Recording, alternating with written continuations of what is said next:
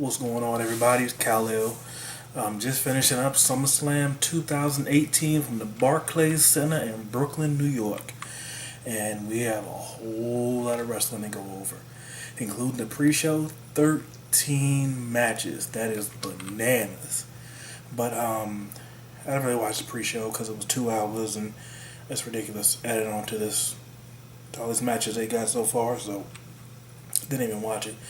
I do know Cedric Alexander won, the B Team won, and I forgot what the other match was, but it wasn't really important. First match of the night of the official show was Seth Rollins versus Dolph Ziggler.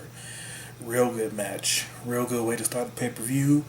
A lot of action throughout. Seth comes out in the Thanos theme gear, which was super dope. Super dope.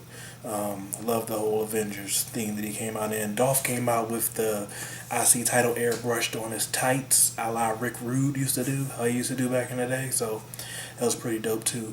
There were a few big spots throughout this match. The first one came when Dolph went to do a crossbody onto Seth from the top rope. Seth rolled through, picked him up, transitioned into a suplex, all while holding Dolph off the ground, which was crazy to do, but he did it. Later on in the match, Seth went for, they were both on outside the ropes on the apron part. Seth goes for a slingshot.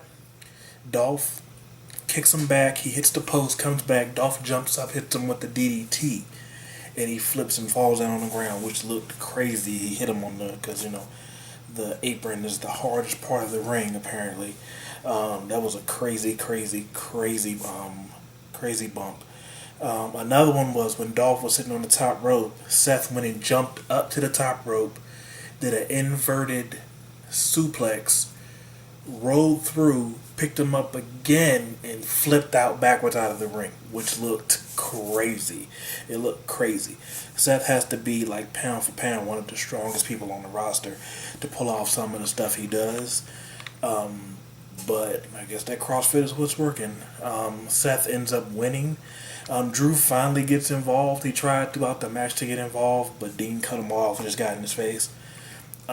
Drew finally got involved. He went up behind Dean and shoved him into the ring post, and then tried to get involved. Dolph hit a zigzag on him and cut Seth's face open, so he was bleeding a little bit, but Seth ends up kicking out. They do a series of moves. Seth ends up hitting him with the curb stomp. 1, 2, 3. New IC champion. Seth Rollins pulled it off. It was a real good opening match. I liked it a lot. Match 2, New Day versus the Bludgeon Brothers. This was just typical match. It wasn't nothing real special. It was very competitive. It's probably the best match that they've had, that the Bludgeon Brothers have had with any tag team, which is good because the New Day seem to be able to pull out a good match out of anybody. The Bludgeon Brothers end up getting disqualified when Rowan hits Xavier in the head with the mallet that they carry. So New Day wins, but it's by disqualification. So Bludgeon Brothers retain the tag team titles. Match 3, Braun Strowman versus Kevin Owens. In this one, if Braun Strowman loses in any way, he loses the Money in the Bank contract, but we don't have to worry about that tonight. Braun destroyed Kevin Owens for probably about 4 or 5 minutes. Kevin Owens got one offensive move in. He did a super kick, kicked him in the head, but that was it. Braun destroyed this dude. He dieseled this dude for 4 or 5 minutes. KO deserved better, but here's what happened. Braun retains after a power slam, and that was pretty much it for the night. Match 4 was the triple threat for the Smackdown Women's Championship, which is Carmella, Becky Lynch, and Charlotte. Carmella was trying throughout to get Charlotte and Becky to fight each other. Like she would try stuff like she smacked Becky in the back of the head and fell on the ground like she was hurt. And Charlotte was like, "Did you hit me?" No, Becky was like, "Did you hit me?" Charlotte was like, "Of course I didn't hit you." Yada yada yada. They eventually got rid of Carmella, and it was Becky and Charlotte wrestling for a little while. It was just 3 different singles matches put into one because it was very rare that they were all in at the same time. And when they were in, it wasn't for a long time. So it was kind of like it was Becky and Charlotte, then it was Becky and Carmella, then it was Carmella and Charlotte, and then eventually, you know, they weren't really interacting for a long time. Probably like towards the end they were. Charlotte, they were on the outside. Becky and Carmella were. Charlotte went to the top rope, did a moonsault, a corkscrew moonsault, and she was supposed to land on Becky and Carmella, but she only landed on Carmella. But Becky fell on the ground like she got hit too, but she didn't get hit at all, and you could like clearly see it. Becky later on gets Carmella back in the ring, traps her in to disarm her, and Charlotte breaks it up. She breaks up the disarmer and a pin attempt after Carmella kicked Becky in the head. Becky ends up getting Carmella back in the disarm her, and Charlotte hits the natural selection on Becky and pins Becky and wins the title. So Becky's quest to become champion and then Charlotte getting put in the match all came to a head because Charlotte is the new SmackDown Women's Champion. After the match, Becky and Charlotte hug, and then Becky slaps Charlotte and knocks Charlotte down, and the crowd loved it. Like they were cheering, going crazy because she turned on her. So she beat down Charlotte. Charlotte rolled to the outside of the ring. She got on the outside of the ring, threw her into the barricade. This whole time the crowd's going crazy. Becky ends up leaving, and she's walking out. You hear the crowd saying, "You deserve it," and then they're just cheering Becky. So I'm assuming she turned heel, but according to their reaction, I don't know what they're gonna do with that. I'm assuming they'll keep her heel, but she's gonna get cheered. It goes back to Charlotte sitting on the ground and she's like crying because I guess her best friend beat her up, but that's what happened. Match 5, AJ Styles versus Samoa Joe. Well, the crowd started to chant TNA. Cool. Which is a throwback to their TNA feud, which was pretty much the best feud in TNA, probably in that company's history. The match was slow. Started off with like headlocks and rest holds, and not a lot of stuff was going on. It was kind of like, I don't know if WWE is just, it did the same thing with Shinsuke and AJ. It was a match that should have been huge, but it was just a letdown.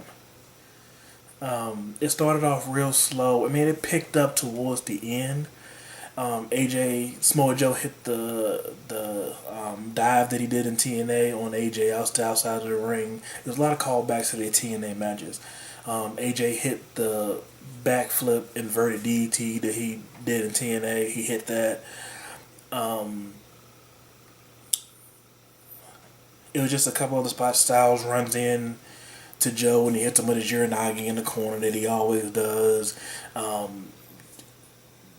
Styles got Joe in the calf crusher, and Joe just reached back and started banging AJ Styles' head on the ground till he let go, end up getting him in the Coquina clutch. Styles eventually he gets to the ropes and he gets the break.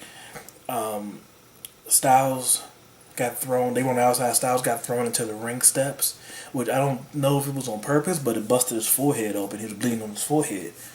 And while he was on the ground, Joe gets on the mic and talks to AJ Styles' wife, who's sitting in the crowd, and he says, "I know I promised you that Daddy was coming home, but I guess I lied.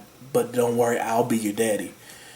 And it cuts to AJ, and AJ just flips out. AJ runs at Joe. He was standing on top of the announcer's table.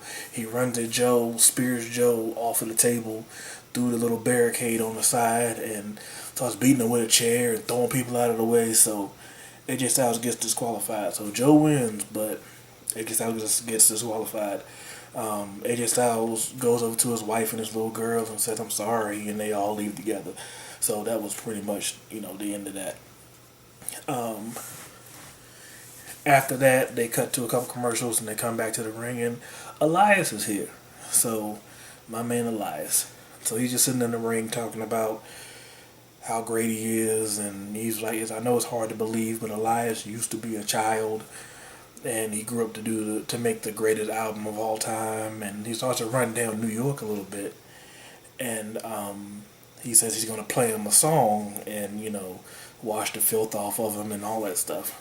And he goes to play, and the neck of the guitar breaks, and he just looks down at it, and he stands up real slow. He turns around and kicks the stool and beats the crap out of the guitar. He breaks it up, and that was it. That's all it was. And so that's all that happened there. And then the next matchup was match 6, was The Miz versus Daniel Bryan. Maurice was at ringside. It showed her at ringside, and it showed a baby carriage, but it had a cover over top of it, so you couldn't see the baby.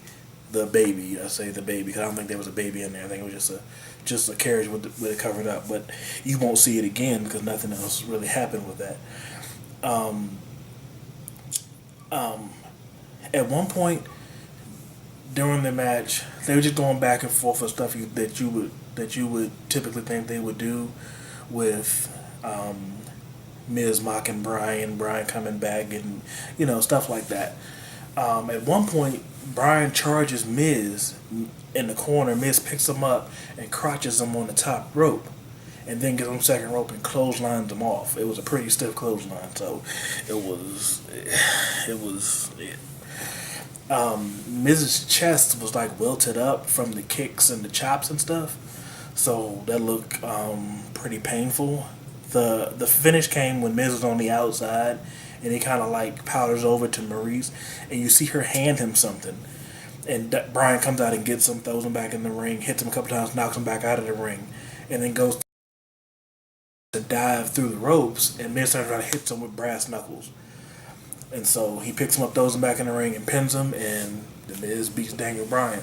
I'm assuming they're doing that because they're going to go all the way to WrestleMania. I hope they do, but we'll see. Match 7. Baron Corbin versus Finn Bálor. The match that I just knew was going to be boring. I wasn't looking forward to it at all, but surprise, the Demon showed up. The Demon Finn Bálor showed up. I almost jumped up out of my chair. We haven't seen the Demon, they said 2 years? I think it was 2 years ago. So it's been a while. I don't know why he didn't just do the Demon every pay-per-view, but the Demon showed up. He comes to the ring. Baron Corbin doesn't know what to do. As soon as the match starts, boom, drop kick into the corner, sling blade. Baron gets out of the ring. Finn dives over the top rope, hits him again. Another double drop kick. I believe it was another sling blade on the outside. Finn throws Corbin back in the ring, jumps up on the apron, kicks him in the head. Corbin falls. Coup de grace. 1, 2, 3. Match over. Baron didn't get one hit in, and there was no offense, no nothing. That was the whole match. So I'm hoping this is the last we can see of this. I really don't want to see Baron Corbin and Finn Bálor again, but we'll see. Match 8. Shinsuke Nakamura versus Jeff Hardy for the U.S. title. Shinsuke starts off by mocking Jeff Hardy a little bit, but Jeff ends up giving it back to him a few minutes later. Starts doing all Shinsuke's mannerisms and all that stuff. He even does the "come on" thing that Shinsuke does. And Shinsuke flips out and charges at him. It was pretty funny. It was pretty funny to see Jeff do that. It was a good match, with the finish coming when Shinsuke was hanging out of the ring, partly out of the ring, off the apron. Jeff goes up to the top rope to do a swanton onto Shinsuke hanging out of the ring. Shinsuke moves, Jeff hits the apron, the corner of the apron, falls to the outside. Shinsuke picks him up, throws him back in the ring, hits him with the Kinshasa. 1, 2, 3. That's a ball game. End of the match. Jeff didn't look good moving around tonight. I heard he was taking some time off. I really hope he does because he didn't look good moving around. He looked slow. It looked like he was in pain a lot of times. It wasn't good. After the match, Randy Orton's music hits. He walks out. He just stares at Jeff Hardy a little bit. Starts to walk down the ramp. Gets like almost to the ring. Stops, turns around, and just shakes his head and walks away. Like, that was it. He just walked away, walked to the back, and that was it. Faded out and went to the next thing. That was, I don't know what the whole point of that was, but it happened. Match 9, Ronda Rousey versus Alexa Bliss. Before the match started, before anybody came out, Natalia's music hit and she comes out, which was good. I was glad to see her. You know, her father died. Jim the Anvil Neidhart was her father. He died this past week. So it was good to see her. She was smiling. She looked good. She was wearing his jacket. And not only his jacket, the jacket that he wore in 1990 at SummerSlam when the Hart Foundation won the tag team titles. So that was really cool, and she looked really good, and she was wearing this jacket, and it was a kind of a tribute to him, and you know, I'm glad to see her back. The match starts, and Alexa is kind of like staying away from Ronda, like kind of scared to get in contact. I mean, come in contact with her and get near her and fight her, and she's kind of like cowering out and all this stuff. And Ronda gets tired of it, and she said, "I tell you what.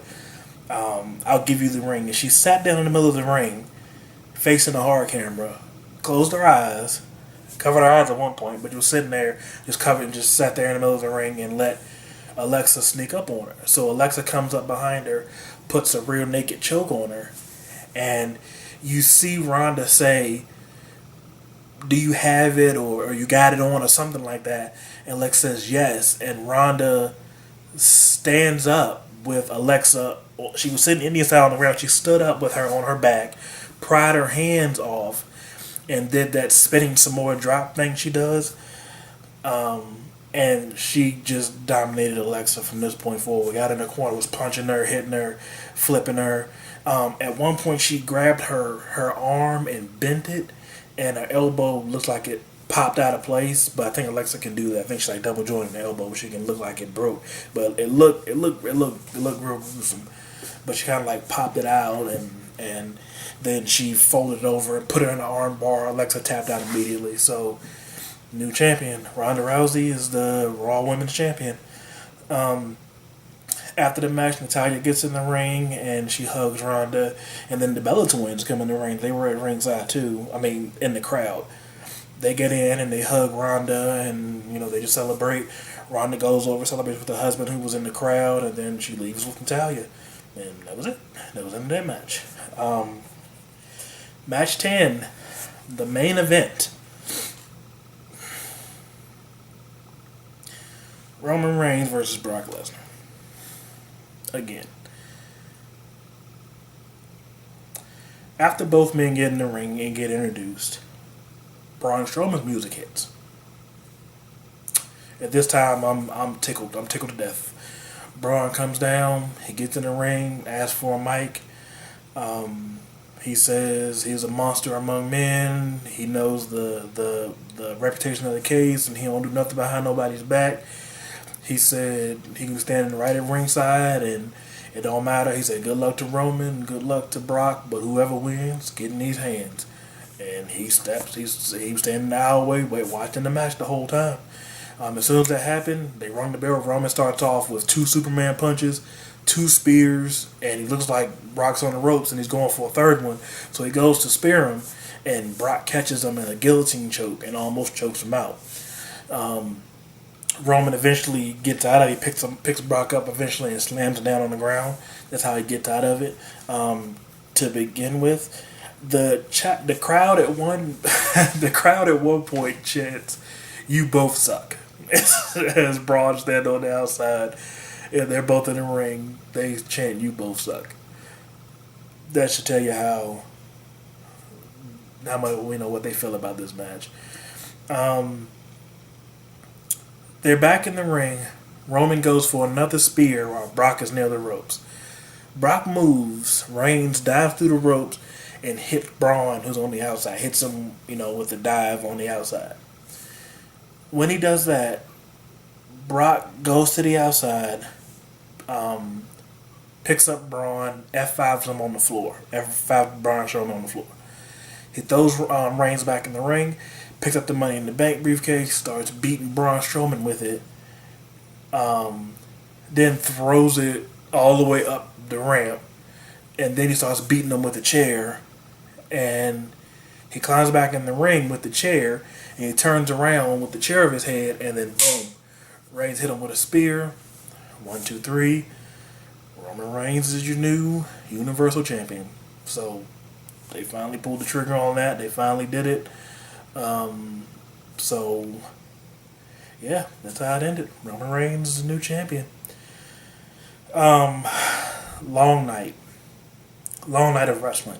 It wasn't as bad as I thought it was going to be. I was expecting it to be bad like they've been doing. It wasn't that bad. It really wasn't. I thought it was going to suck. I told one of my homeboys that before the show even started, that it's going to suck. But I was wrong. It didn't suck. It was entertaining. It was entertaining. It was one of the better ones of the year so far. So I can't really complain on that. But yeah, that was just SummerSlam 2018. Remember to thumbs up this video if you like it. Leave a comment, subscribe, all that happiness. And we'll see you here next time.